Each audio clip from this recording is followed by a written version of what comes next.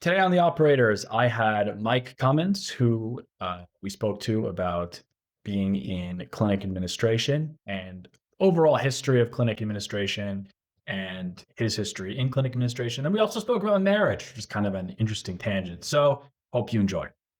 I've been in healthcare for 25 plus years, and I started out as a front receptionist at a local health system here, and started working that. And the interesting thing is about 4 years in, I was about ready just to quit and transition to go do something else. And a friend of mine said, "Hey, just stick it out 6 more months." Because it was a larger organization and there was opportunity to move up, but I just didn't see that opportunity coming.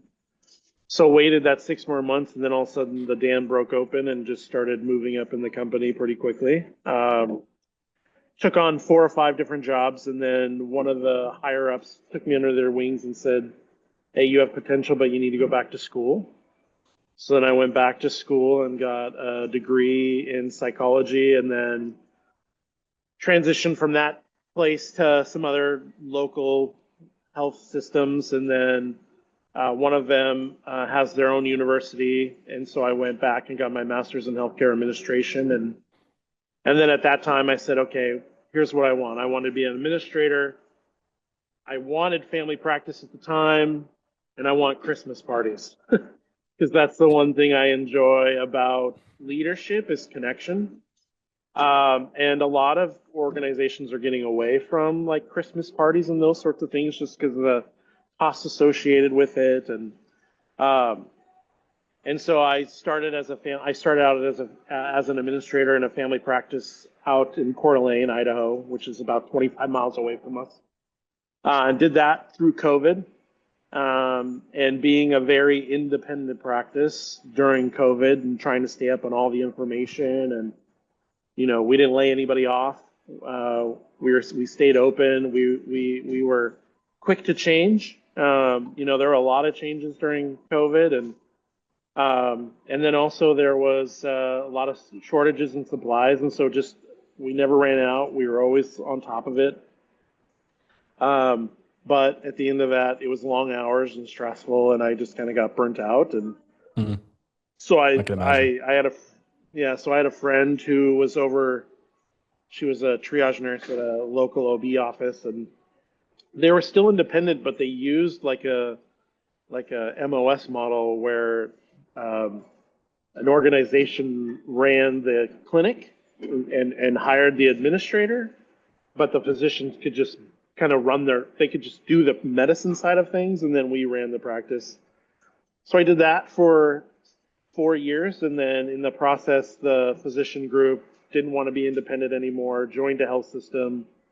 So I worked with them getting through the health system, and then I just enjoy independent um, practice because I think that's what's needed in American medicine is independent practices. So left and went where I'm currently now at a dermatology office as their practice administrator. Yeah, and congratulations on the new position there. Thanks. So one of the places you worked at was Rockwood, and I thought it was kind of interesting. It's like super super old. It's almost 100 years old. This place has been around since 1930. I Yeah. think it was founded in 1930. So Mhm. what's it like working at an older institution? Is it harder to make changes? Is it much more like solidified? Yeah, I think at that time, yeah, Multicare or Rockwood at the time was an independent multi-specialty practice. It was started by a physician, Dr. Robinson, who got out of the military, started the practice because he couldn't get into one of the two hospital systems in Spokane. They wouldn't Mm, accept him because he actually was a representative of a patient who actually was amputated, and he didn't feel the patient needed to be amputated. So the hospitals wouldn't hire him because he was helping the patient sue them. And so he started his own practice, and then he was discharged from the military, but then he got accidentally, or whatever you want to say, uh, during World War II, he had to go back into the military. So then he had to mm. close his practice. And so then he came back in the 40s and reopened his practice. And then it grew to that time, it was probably 200 physicians. over 1,000 employees. Um, and so I think it's still malleable and it's still change. But I left because in 97, I think they sold to a health system. Mm. And then it has been sold again now to Multicare, which is a local entity here out of Tacoma, Washington. Um, and so they're now, and that's who my practice just sold to, was Multicare. So they're a Mm. larger health system. And I think in anything, like even when I worked in family practice, we used to tease that, well, like kind of like what you're saying, we're not a health system, so we're like a speedboat and we can maneuver quickly and make changes.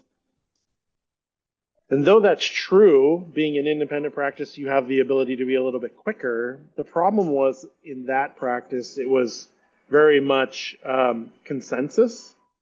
And so I used to tease them like, yeah, we're not the aircraft carrier, but we're like the cruiser. So it still takes us some time to make the changes and turn the boat because, you have to have because at that time there were like 5 or 6 owners. And so to get all those owners to kind of have consensus to make decisions was sometimes not always hard, but sometimes hard.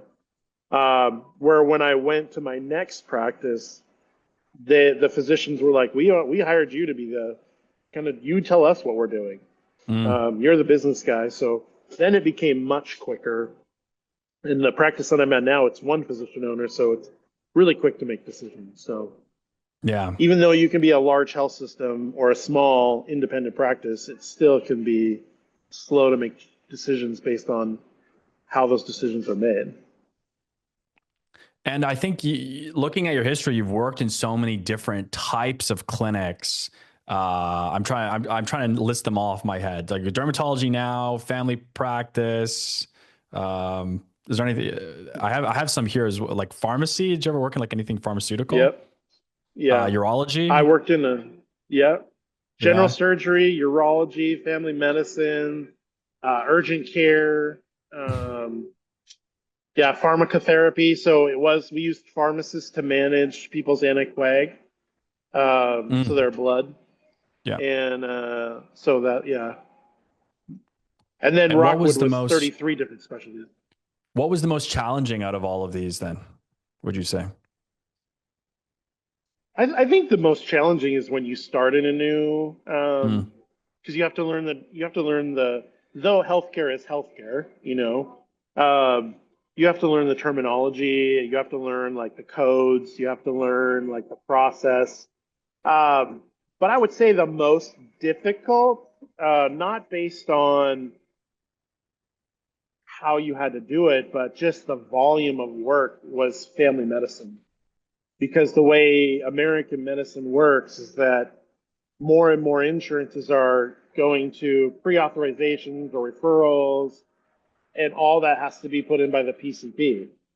So you have to have extra workers to work all these pre-auths, medical records, authorizations, and it's just a large amount of volume, based on your patient population and how much you're referring out. So I would Mm. say family medicine is probably the hardest and the least paid. So Yeah. Well. So one of the things I wanted to ask you about is this Athena Health thing. I thought it was kind of a yeah, funny slash fun fact that you are the number 2 ranked Athena Health user forum member. So it's like, what does that mean? Like, how do you become the number 2 ranked Athena Health user forum member? that's a really great question. I didn't know I was. Really? You didn't know that? No, no. I guess maybe just because our practice was heavily involved in different Athena aspects.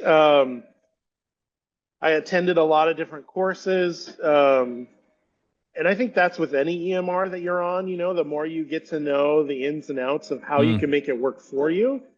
Because most EMRs are set up to work for a family physician. But then with specialty, you kind of have to adjust different things. Like at our last practice in OB, with our EMR, which was Epic at the time, Mm. although they had physical therapy kind of templates, the multi-care didn't want our physical therapist to be wrapped up in the other physical therapist because we were separate in OB. So she had to use OB templates in order to build her physical therapy process. So even back when we were Athena, we had to work with kind of how do we develop these templates to make it work for her. So I think just the more you attend the different sessions that these different EMRs have on how to use their software, going through their community universities and kind of like video, watching the videos, I think are all things that kind of help build that. So, but no, I didn't know I was the number 2 user in You didn't know? Athena. Well, oh, there you go. Now you know. That's funny. I know more about you than you do, maybe. I guess you probably made a lot of posts or something. There's probably something you did. Because this is even from our end, we were kind of thinking like, if you look at the Athena marketplace, there isn't a lot of people who actually comment or get reviews. So like, if you had like 10 clients on Athena and you got all 10 of them to write reviews for you, you'd be in like the top of the marketplace pretty quick. So whatever you were doing, it was enough to kind of bump your way up. Probably is what happened. I Yeah, assume. yeah, yeah. Uh, Interesting. So I know staffing is a big challenge in healthcare. Like what do you look for? Like what's your staffing protocol? Where do you find staff? Like what do you look for when you're hiring? Kind of a multi-pronged kind of answer to that is the first and foremost is, in healthcare, because of the way our model works, and which is interesting. Most people don't even understand how we get paid in healthcare. They just think, oh, well, you build the insurance and you get paid. Um, so in that, the RVUs are broken down into 3 units. You have your practice RVU, you have your professional RVU, and then you have your malpractice RVU. So I always look at the practice RVU to figure out, okay, how much are we getting paid? And then looking at MGMA standards and some other places where what is the FTE per full-time physician, or what's the FTE per worked RVU. So I know in a basis like I'm not overstaffed or understaffed. So I think that's the Mm, first thing, is just understanding staffing levels so that we're not overpaying for staff. So the way I kind of look at things is you break down like your overall revenue to 40% goes to providers, 40% goes to the people, and then 30% goes to stuff. Um, and so in that, like just understanding my own budget. So that's the first place I go when I look at my staffing.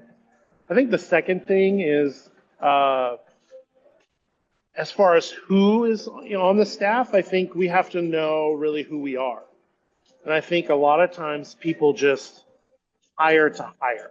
Like I have this space, I need someone, I'm gonna fill that space instead of really stepping back and saying, who are we? Who's the right fit? Kind of like the old mantra, the right people in the right seats on the right bus. So, and I think too many times we try to define who we want to be, especially if you're a startup, that makes sense, right? Like, okay, here are my values, here's my mission, here's how I'm going to hire this. These are the qualities that I'm looking for. But a lot of times we come in like my organization, it's been around for 20 years. So for me to come in and say, well, this is who we're going to be, doesn't make sense. So I have to step back yeah. and say, okay, who are the people that thrive in our practice? Because the values are already set. So by looking at it backwards, not trying to project who we are, but just really reflect on who we are, who are the people that really are striving in this atmosphere, in this environment, and then defining that from 4 to 5 different goals, values. So then when we start to hire, we can look for people that are going to thrive with those 5 values, that really fit our practice, our culture, because I think that's the most important thing to me, and that's probably my superpower in the process of leadership is building culture. Like the last 2 locations I've gone to, the culture has been fractured.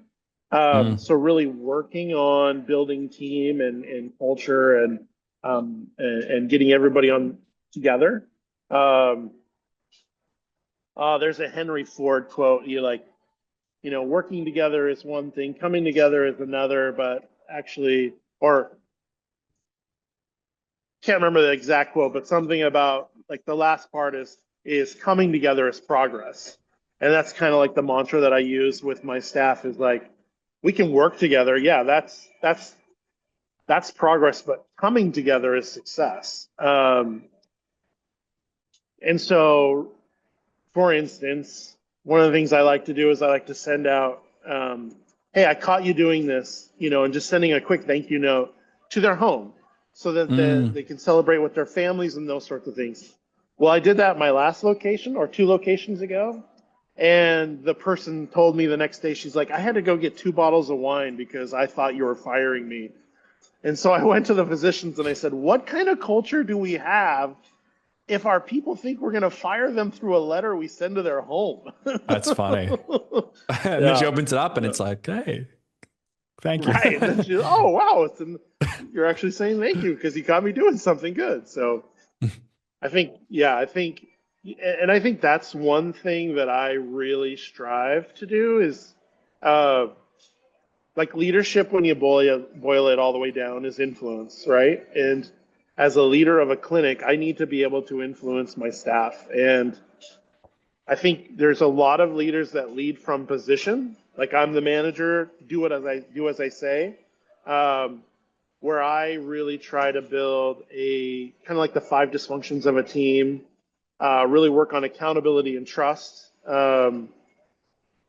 And I think those are the things that sometimes get bypassed is taking the time to really work on that trust aspect, like uh, really letting people see me and trying to see other people. And I think that's where my psych degree helps in leading the staff. So those are the kind of Yeah. things that I look for when I'm trying to find staff and lead staff are people that are open to those kinds of things.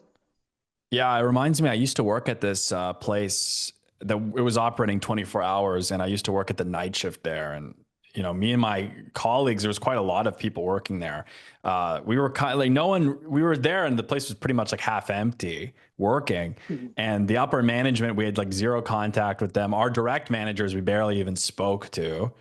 And it bugged a lot of people. A lot of people really want recognition. It's really important for them. Yeah, Um, yeah. so I definitely saw that. I wanted to pivot the conversation to paired marriages. Hmm. So what are you doing with paired marriages? What's that all about? So I come from a divorced family, and I really believe that marriage can work.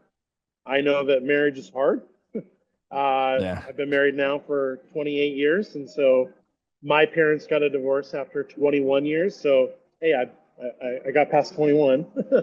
um, but whenever you try to bring two people together, um, I call it the people growing machine because anything that you think that you're hiding from other people, you can't hide from your spouse. And so in that just comes a lot of friction, a lot of struggle. And so I want to be available to couples who are in those moments that are struggling so that I can come alongside them and kind of just help them. My wife said it best one time when we were counseling a couple, like, how come you can see the struggle in other people's relationships, but you can't see the struggle in your own? And she had just kind of mentioned it's like a painting. When you're in the painting, you can't see the whole painting, but if you're standing back and looking at the painting, you can see the whole landscape. And I think that's what sometimes we forget is perspective matters, and to kind of put ourselves and get an outside perspective on really what's going on. Uh, though nothing changes, everything changes, right? Yeah.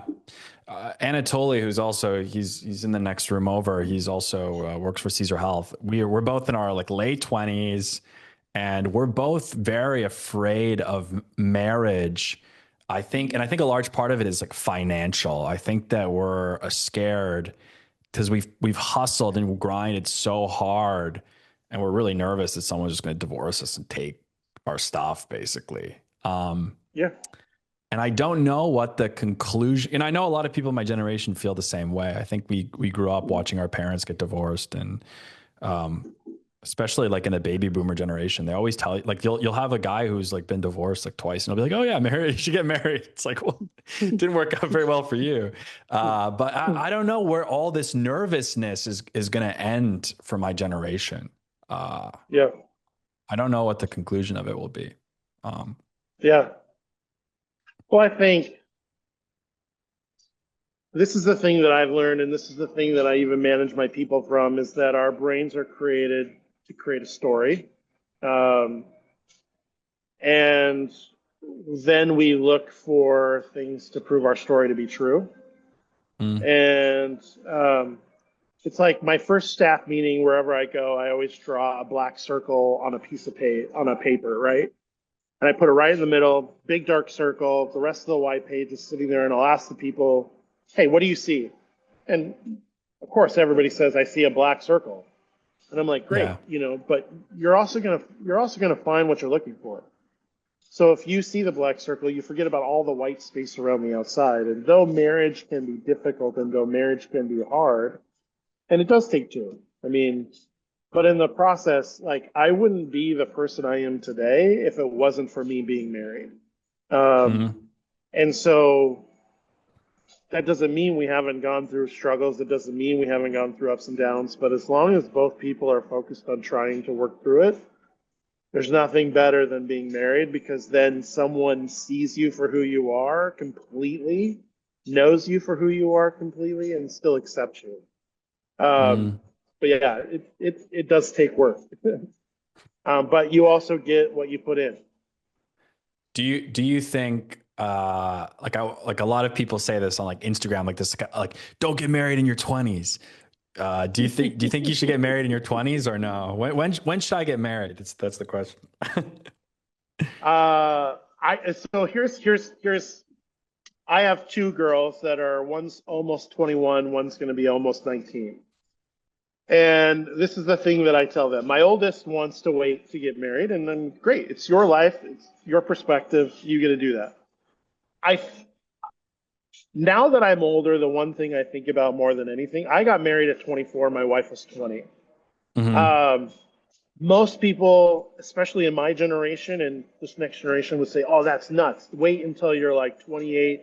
Your frontal lobe as a male is not even fully developed until 27, so you don't even know really what you want or who you are." Um, so two things. One, I think the longer you wait to get married and have kids, if you want kids, not everybody who gets married needs to have kids or wants kids, but if you do, the longer you wait, the less time those kids will get with their grandparents, if at any time at all. And I think Mm, grandparents are a very special and needed relationship, not only for the child. I think those are important. Not that it has to happen, but I do think that there is an important connection there that I think a lot of people don't think about anymore. And I would say the other aspect of like how old should you get married? I think there's two perspectives to look at that, right? Like one is, well, I need to figure out who I am first and foremost, and then I'll be ready to get married. Or I have to get all these things in line in order to be prepared to get married. that's Or how we'll I say the feel. same thing I'm about that one. right. Or we say Yeah. the same thing about kids. I need all these things in place before I have kids. Well, kind of the analogy that I have is the Tin Man from The Wizard of Oz, right? The Wizard of Oz, kind of the story that I've heard is that the Tin Man loved a Munchkin lady, wanted to get married to her, so was working hard because he needed the house, he needed the life to get married. Well, then a tree fell on his arm, so he had to get it put to tin, and he realized, wow, I can really work a lot with my tin arm because it never gets tired.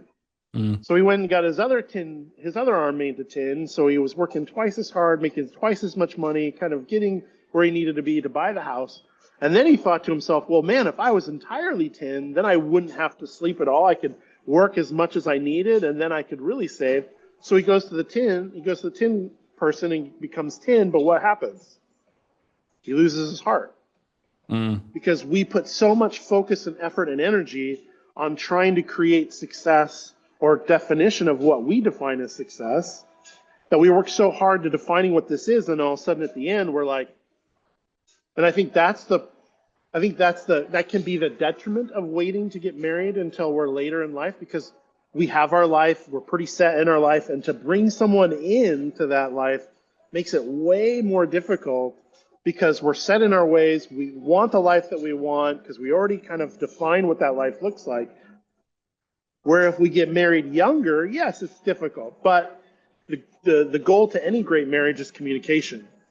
Yes, you are going to change. My wife has been married to 4 different people in the 28 years we've been married because I've changed in that time. I'm not the same Yeah. person I was. But as long as we're communicating through that change, I think that's what helps. Neither one of us were really set in our ways. So yes, we were young. We made a lot of mistakes. But through that process of growing and learning together, neither one of us were so set in our ways that it made it more difficult to be married. So I think that's the way, and one's not right and one's not wrong. I just think you have to look at it from those perspectives and just realize they both are going to be difficult. Just what's the difficult that I'm willing to work with, right? Mm. Yeah. Yeah, no, that's very, very wise. Some good words of wisdom. I don't like to run these podcasts too long. I'm sure you probably have to go to work in a bit. Your cafe chat by the looks of it. But where can people find you, find your stuff?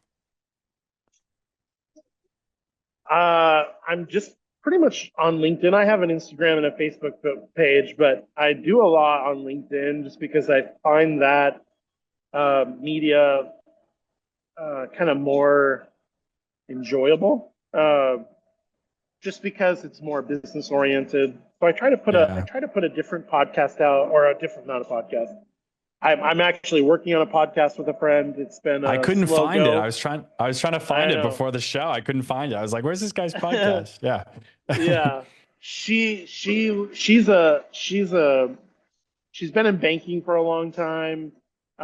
She started overseeing a real estate company in Montana, and so her schedule has been really up and down, and so it's been hard to kind of connect. But now she's moving back to Coeur d'Alene, so hopefully that will kind of get off the Mm. ground and really start working. We have podcasts, but as you know, it takes forever to edit them, and I've never done it before, so I have to learn a lot in this process. Yeah, I definitely Um, understand that.